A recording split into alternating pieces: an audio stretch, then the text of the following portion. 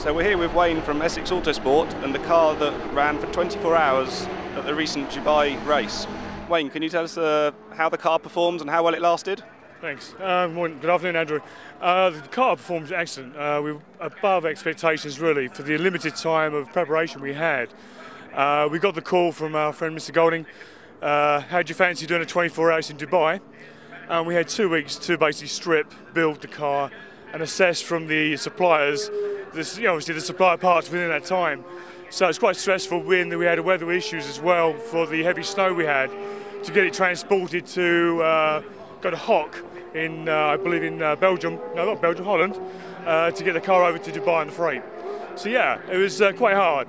So it was a non-stop 2 week period from supply to strip to build, get the car dyno tested, remapped, engine rebuilt, running on a crate, ready to go. And we don't see it for probably 6 weeks. And the first test of the car after the build was actually on the circuit.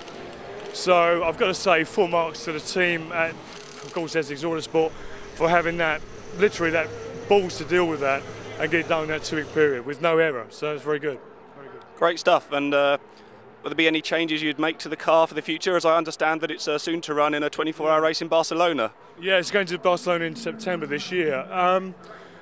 The majority we learned from that is basically the freight issues with relative to backup and what the supply required, the team behind the car, behind the drivers.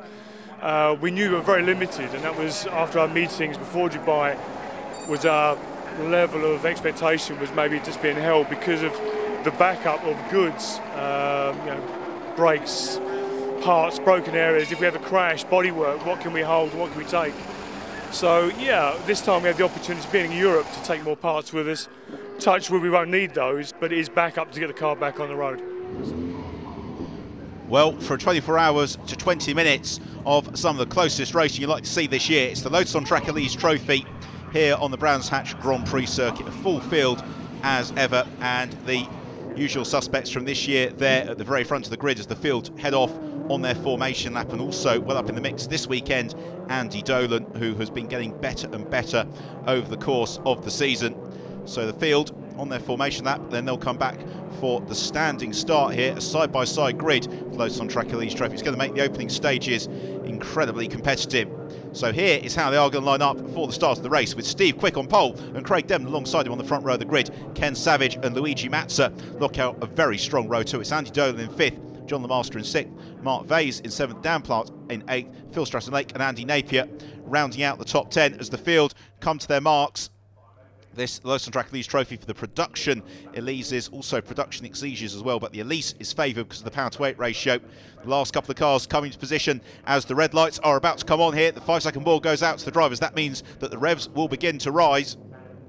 So we look at the midfield, the red lights on, now out they go and away we go. Who's got the jump? It looks like a very good start from the bright orange car of Craig Demon there, but it's the yellow car of Steve Quick from pole position, who I think is just going to hold on towards Paddock Hill Bend, although Luigi Mazza is around the outside. The yellow car, the black roof, was also well up, and Andy Dolan too has made a good jump, and it's Dolan the black machine who goes second, so it's Quick who leads it, Dolan second, Demon in third, as everybody cleanly through Paddock for the first time. Phil Stratton-Lake also well up in the green machine as the field safely negotiate. Druids, for the first time, they plunge down the hill towards Graham Hill Bend as Dan Plant looks to make the move on Phil Stratton-Lake. That's Dave Carr also trying to go up the inside of Mike Vase. But look at these leaders, because it's Andy Dolan who draws alongside Steve Quick. It's Quick to the inside though, Dolan to the outside. So I think Steve Quick is going to hold on in the lead of the race, at least momentarily, as the rest of the field pour through. Now onto the Grand Prix look, where we go 3 abreast for second place, because it's Demon who's the meat in the sandwich. Ken Savage also looking to make progress as the rest of the pack charge through, but down the hill towards Hawthorns, and it is still Quick from Dolan. Then it's Mazza who's gone 3rd, Demon 4th, Ken Savage in 5th, Dan Plant 6th, Stratton-Lake in 7th, John Lemaster a little bit further back on the tail of Chris Dunster in the sky blue number 11 machine. Through Westfield we ride with John Lemaster, and then down Dingledale before climbing the hill up towards the right-hand curve at Sheens. Look at this from the leaders. They're almost side by side, 2 rows deep there as they climb up the hill. Fantastic racing, but it's still Steve Quick who's just got the advantage over Andy Dolan. This is Dolan's best showing of the year so far. He's had the pace, but not necessarily the luck. Will it hold out today? as we come through to complete the first lap of the race, and still Steve Quick has just about got the slenderest of advantages. Superb racing really throughout the field. They're all running more or less in one long line as things currently stand, which is exactly what we wanted to see. Although we go side by side for the lead. Again, Dolan looking to the outside here as Steve Quick underbraking towards Paddock Hill Bend, and Dolan's going to challenge here around the outside. This could leave vulnerable to attack from Luigi Mazza as they come up the hill towards Druids, because it's Mazza who's now got the track position. He's got the inside run Andy Dolan. We climb the hill towards Druids. Steve Quick goes defensive. Dolan keeps his foot in around the outside, and there's still Mazza and Denman lurking with intent. They go 3 abreast on the Exeter Druids down the hill towards Graham Hill Bend, and Steve Quick holds on unbelievably. The order doesn't change despite running side by side through all those corners. It's now Denman in the orange car's opportunity to pounce, but Denman, he must have missed a gear. He slows, and it's now Ken Savage who moves up into 4th position, taking the opportunity to lead the fight against Luigi Mazza in car with John the Master, who doesn't lead up to his surname in his taking of Druids. There, a slight spin. He is going to rejoin a couple of places down the order as we go back to the front of the field and through Hawthorns. It's still Quick from Dolan, then Luigi Mazza, who has had an emphatically successful 2011, and then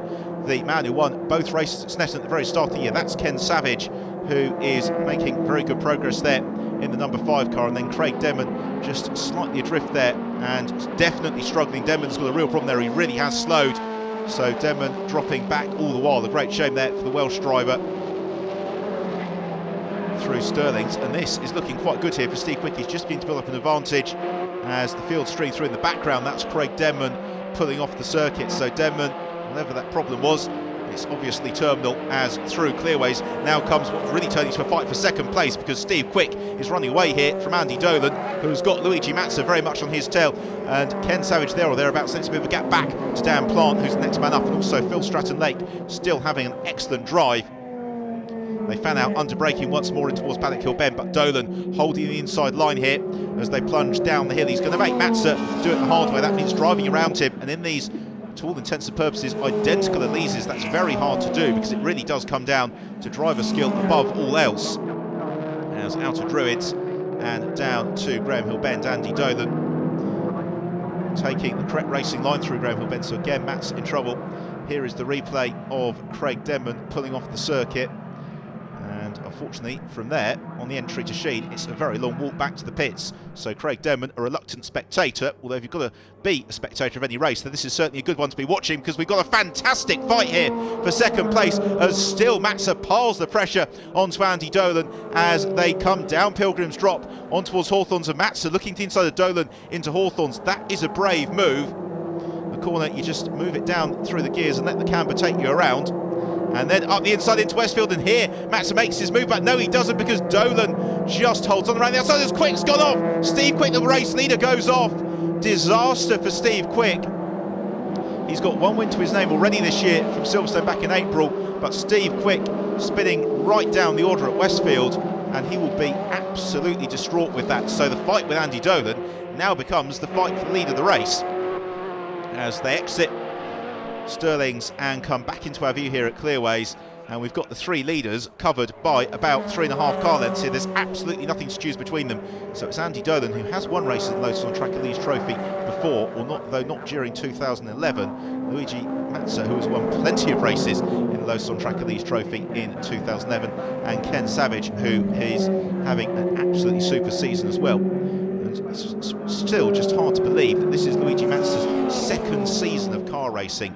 He is so relatively inexperienced in terms of racing these Elises, but he always goes very well. He really has done since his very early days in the series.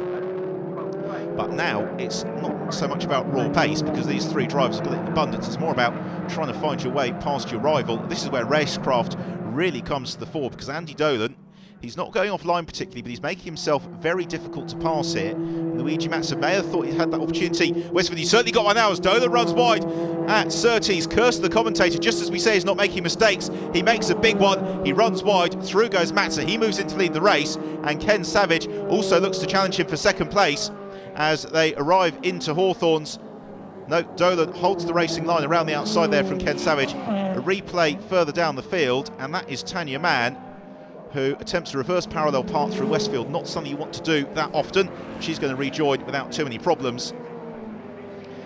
plenty of fighting going on in the midfield. That's Mark Yates, who is there in the silver 37 car. He's got a couple of his rivals queuing up behind him. Again, one of the real strengths of Lotus Track Elise trophies, wherever you look, there is plenty of racing and action to be enjoyed as they turn through Druids. It's Paul Patterson in the number 19 car who's at the tail of that train as he looks to make up progress past some of his rivals. It's James Proctor there in the 34 car who's immediately ahead of him. So Mark Yates in turn is trying to close in on Neil Stottert in the 57 car, who we just saw flashing through our screen.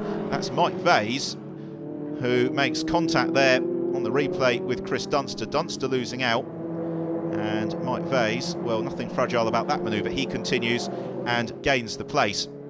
Back to this Mark Yates battle, and this is Greg Noble behind him as we've got an instant up ahead. It's Paul Baker who has gone off, and I think that's Graham Tavender who he's come into contact with in the 177 car. Yes, it is. So the recovering John Lemaster goes past the scene of the incident, and Tavender and Baker, I suspect, are going no further. Yes, look at that. The right rear of Baker's car crabbing badly. Now, will this have any impact on the race leaders, or will Tavender and Baker have sorted themselves out by the time that Ken Savage is it who will arrive in the lead of the race in 30s? Yes, it is, because Savage goes through at Graham Hill Bend. He takes the lead away from Luigi Mazza, so it's now Savage who goes into the lead of the race. Mazza demoted into second. Let's hope the accident has been cleared. This is where they had their coming together. Through 30s they go. Yep, there's Tavender's car off the side of the circuit. A little bit of debris on track, but otherwise no problem. So the race continues, and Savage, although he's taken the lead, is now coming under immediate pressure from Luigi Mazza, who settles into his slipstream down Pilgrim's Drop on towards Hawthorne. So Mazza's got the inside run here, and Luigi Mazza, having been demoted for 2 corners, moves back in to lead the race. So he reclaims the lead from Ken Savage. Super battle this one. Andy Durden in third, possibly just dropping away from the 2 leaders here. Either that or just waiting to pick up the pieces. And that is Mike Vase again. Well, it's Crap Vase now, I think, because that car well and truly pebble dashed as the leaders exit Stirlings once more, plunge down the hill towards Clearways. And Ken Savage has got to regroup and try and find his way past Luigi Mazza. Will he be able to do it? Well, we're going for a break. We'll be back in a few moments for the conclusion of this excellent race.